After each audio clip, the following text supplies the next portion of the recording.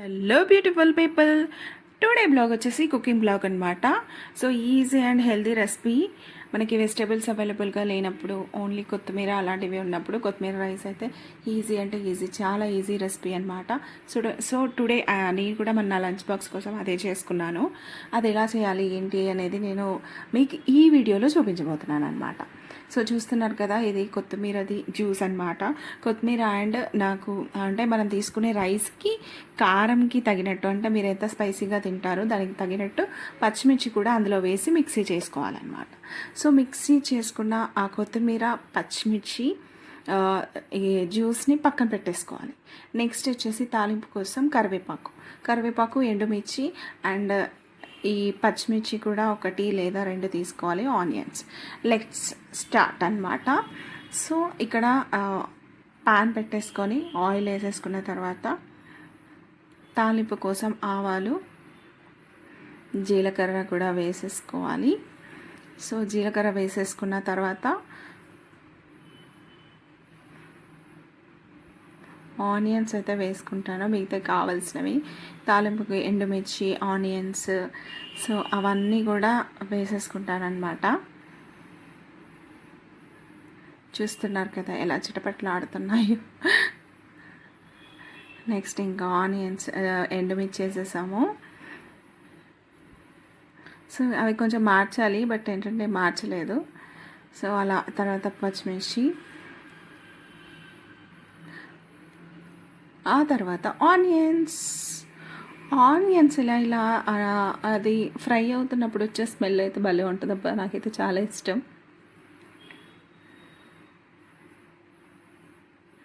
చూస్తున్నారు కదా వేగిపోతున్నాయి అన్నమాట. సో ఈలోపు మీకు ఒక టిప్ చెప్పాలనుకుంటున్నాను.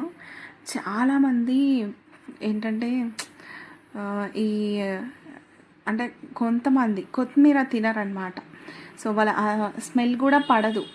సో అలాంటి వాళ్ళకి ఇలా రైస్ చేసి పెడితే ఖచ్చితంగా తింటారు. ఎందుకంటే ఈ రైస్ కొత్తిమీర ఫ్లేవర్ ఉంటుంది, బట్ బాగా మనము ఐడెంటిఫై చేసే వరకు కూడా, అంటే బాగా తెలిసిన వాళ్ళకి మాత్రం ఐడెంటిఫై అవుతుంది అనమాట. ఎందుకంటే ఆనియన్స్ వేస్తాం కదా, ఆనియన్స్ తాలింపు ఫ్లేవరే ఉంటుంది అనమాట. సో దానివల్ల కొత్తిమీర తినని వాళ్ళు కూడా ఈ కొత్తిమీర రైస్ని టేస్ట్ చేస్తారు, తింటారు.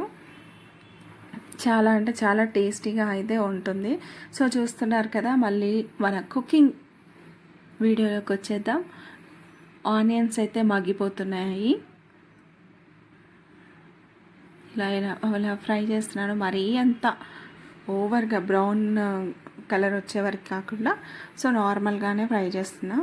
తర్వాత వచ్చేసి రైస్ అనమాట. సో ఈ రైస్ని నేనేం నానబెట్టట్లేదు. సో అంటే దానికి సరిపడా అయితే నేను తీసుకున్నాను 1 గ్లాస్ అనమాట. 1 గ్లాస్ రైస్ తీసేసుకొని పక్కన పెట్టుకున్నాను అంతే. నెక్స్ట్ ఇది వచ్చేసి ఇంతకుముందు మీకు చూపించాను కదా, సో కొత్తిమీర అండ్ పచ్చిమిర్చి అనమాట. ఆ జ్యూస్ని ఇందులో వేసేసుకోవాలి, ఏదైతే ఇప్పుడు ఫ్రై అవుతుందో సో దాంట్లో వేసేసుకోవాలన్నమాట. వేసేసుకొని పచ్చి వాసన పోయే వరకు కూడా ఫ్రై అవనివ్వాలి. ఒక 2 మినిట్స్ అలా మూత పెట్టేసేయాలి. ఇలా కలుపుకున్న తర్వాత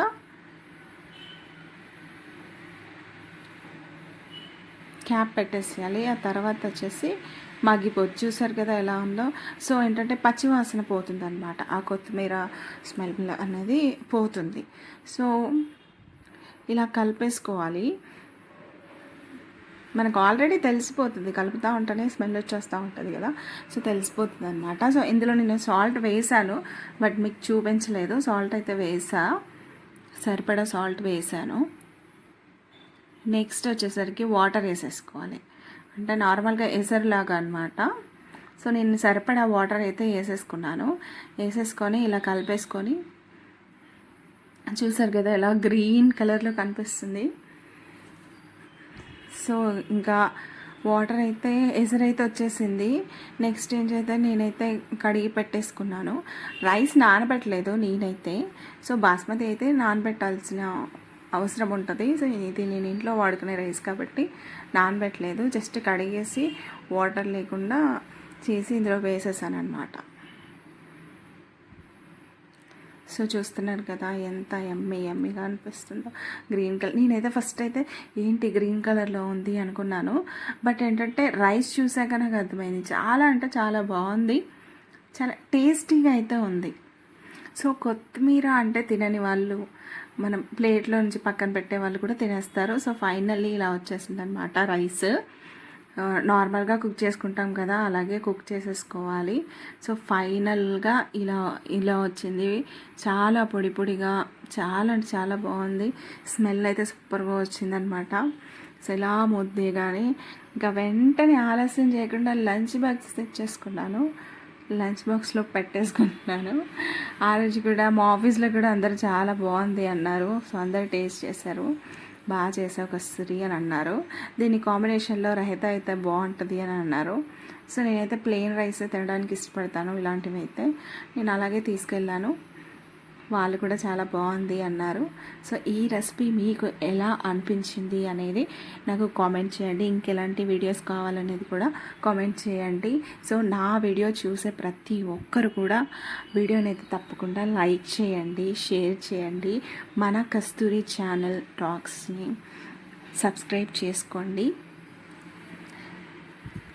సో ఫ్రెండ్స్ చూసారు కదా ఈరోజు రెసిపీ కొత్తిమీర rice, healthy and easy recipe. Thank you viewers.